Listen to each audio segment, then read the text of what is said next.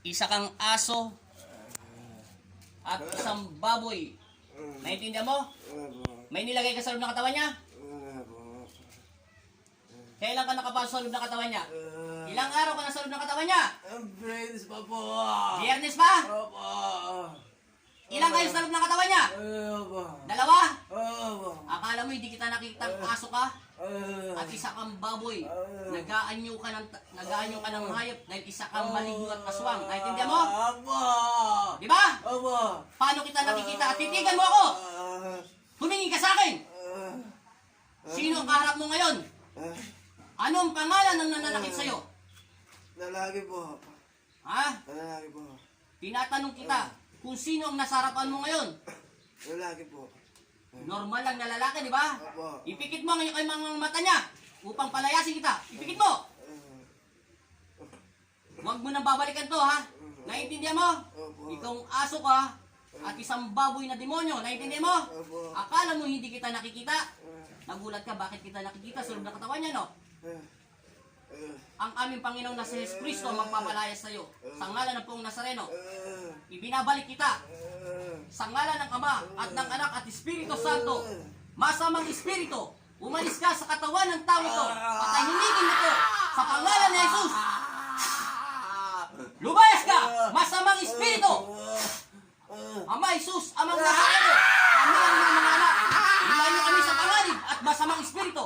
Binigyan mo ako ng kapangyarihan, kaya kayo po ang manguna sa aming buhay. Hinahatulan kita ng kamatayan sa utos ng aking Ama ngayon. Ibinabalik kita sa impyerno kung saan ka nanggaling. Sa ngalan ni Jesus, sa ngalan ng Ama, ng Anak, at Espiritu Santo, masamang Espiritu, lalayas ka sa katawan ng tao nito sa araw na ito ngayon, sa pangalan ni Jesus. Layas! Sa pangalan ng Ama, ng Anak at Espiritu Santo, ibinabalik ko ang iyong kaluluwa sa utos ng aking Ama. Amen. Gising. Tumayo ka. Tatanungin kita. Punasan mo muna yung mukha. Huwag mo muna papatayin. Punasan mo. Sige. Nasaan ka kanina? Tinatanong kita kung may naalaala ka. Nasaan ka kanina? Yung espiritu mo, nasaan siya kanina? Kung mayroon ka naalala. Nasa ano po? Nasaan? Nasa bahay po tapos pumunta po sa court.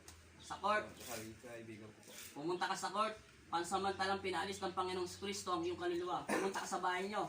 Tapos pumunta ka sa court. Doon ka na doon ka na huling alaala mo. Opo. Hindi ka pumunta sa tahanan ng aking Ama. Hindi. Wala kang nakikita liwanag. Dahil ang iyong kaluluwa ay sukdulan.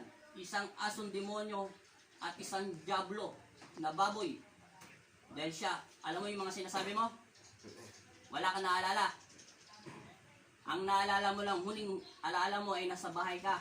Pumunta ka sa court. Sinong unang nakita mo doon? Yung ano po, yung barkada po nagmamanok. Nagmamanok. Yung sa bahay nyo, sinong unang nauli mo? Nag-travel lang yung kaluluwa. Yan po, yung kinakasama ko po. Babae? Kasal ba kayo? May galit ka ba sa kanya? Wala. May galit ba siya sa'yo? Wala. Nagsiselos ba siya sa'yo? Kung ano nang inisip niya? Hindi sa Meron ka bang ginagawa? Huwag ka magsisinungaling. Babalik sa'yo yan. Wala kang ginagawa sa kanya. Eh yung may-ari ng manok, bakit ka pinapunta ng Diyos doon? Anong tinanong sa'yo at anong tinatanong niya sa'yo? At ano rin ang tinanong mo sa kanya? Bakit ka napunta ron? wala po. Namasyal lang po kami naman. Nagkita kayo? Namasyal lang po kami. Hindi siya nagsasalita. Anong kulay ng damit niya? White po. White. Eh yung kinakasamang babae, anong kulay ng damit niya? White din po. Puti din. Hindi ko alam ang may sasagot sa tanong mo yan kasi depende rin. Ngayon, igalaw mo ang katawan mo. Sabi mo, muna.